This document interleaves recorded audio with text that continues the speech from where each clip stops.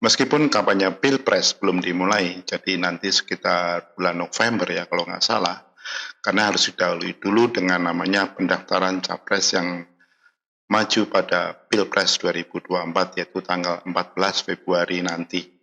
Namun demikian, suasana perpolitikan di Indonesia sudah mulai memanas. Dalam beberapa waktu terakhir ini muncul sebuah komentar yang dilayangkan oleh kubu Prabowo.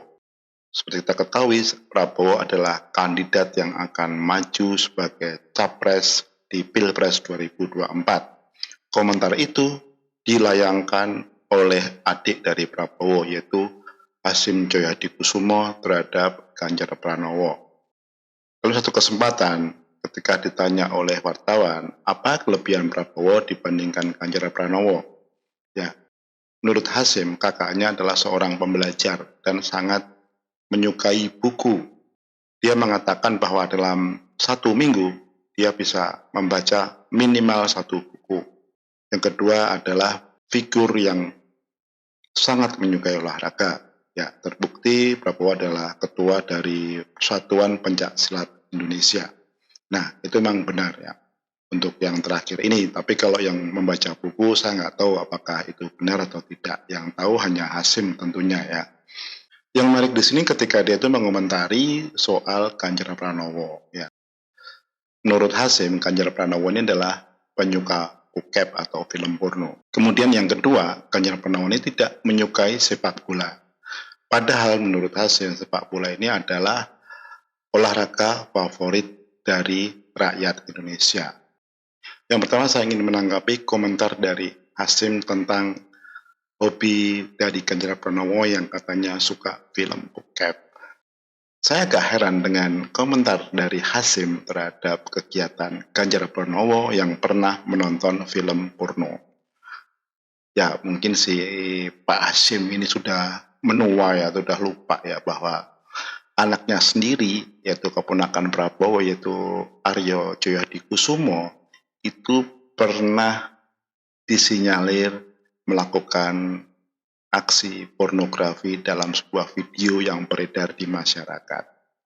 Yang anehnya kenapa pada saat itu pihak Gerindra tidak melaporkan munculnya video tersebut.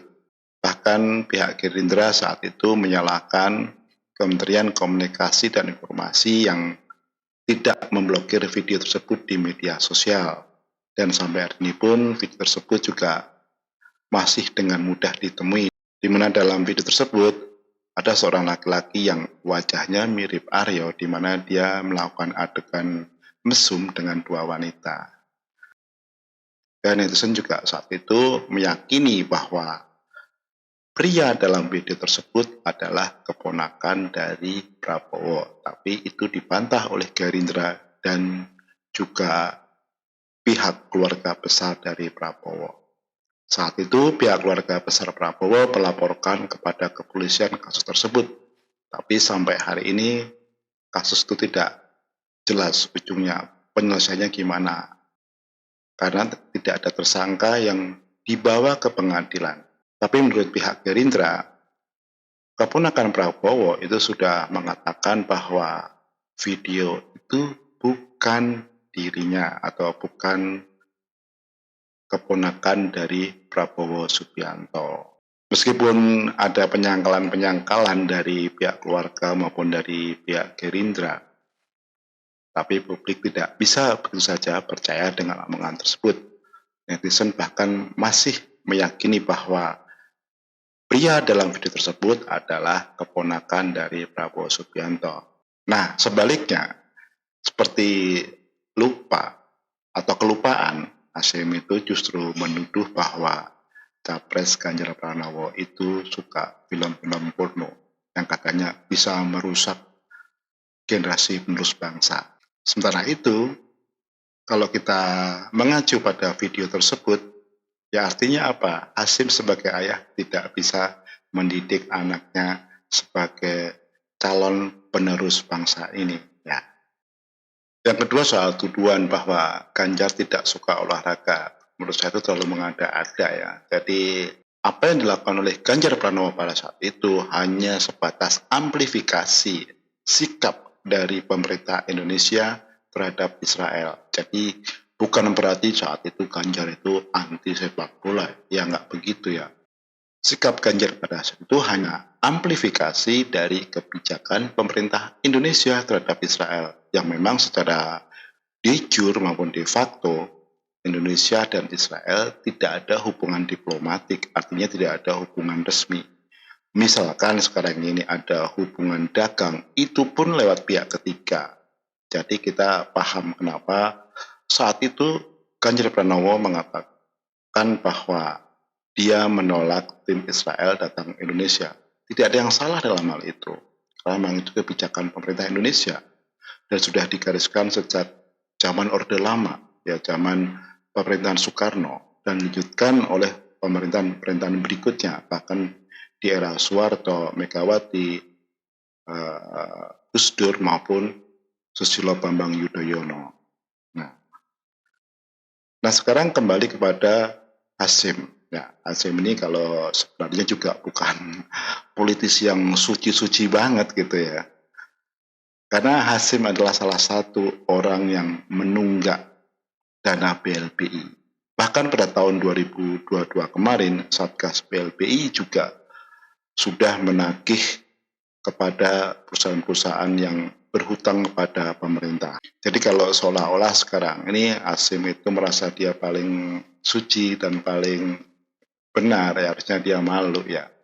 Karena kalau kita bongkar semuanya keluarga Prabowo, ini pasti akan membuat mereka semakin tidak punya muka depan publik. Apalagi dia mengatakan bahwa Prabowo itu lebih baik, lebih senior daripada Ganjar. Ya itu kan soal umur. Tapi soal rekam jejak, ya kita tahulah Prabowo gimana. Justru pada bulan Mei ini adalah saat yang tepat kita mengenang sosok Prabowo seperti apa pada saat reformasi. Kenapa dia kabur ke Yordania? Ya selama berapa tahun gitu kan. Yang kedua adalah soal kewajiban dari perusahaan-perusahaan Hasyim yang sampai hari ini, sejak tahun 98 sampai hari ini belum selesai. Berapa tahun? Udah 20 tahun. Ternyata mereka masih punya hutang pada negara dan tidak diselesaikan sampai hari ini. Gitu. Dan tentu kita juga ingat pada saat itu, Gubernur Bank Indonesia yang tak lain adalah sebenarnya kakak ipar dari Hasyim.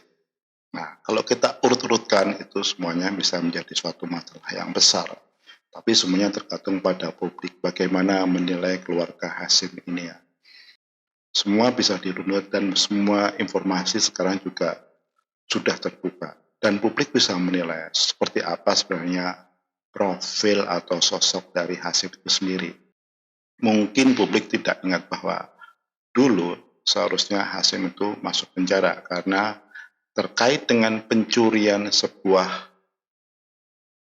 artefak kuno dari Museum Meratya Pustaka Solo. Tapi yang aneh pada saat itu saksinya itu tiba-tiba meninggal. Dan akhirnya Hasyim bisa lepas dari jerat hukum dan tidak dipenjara.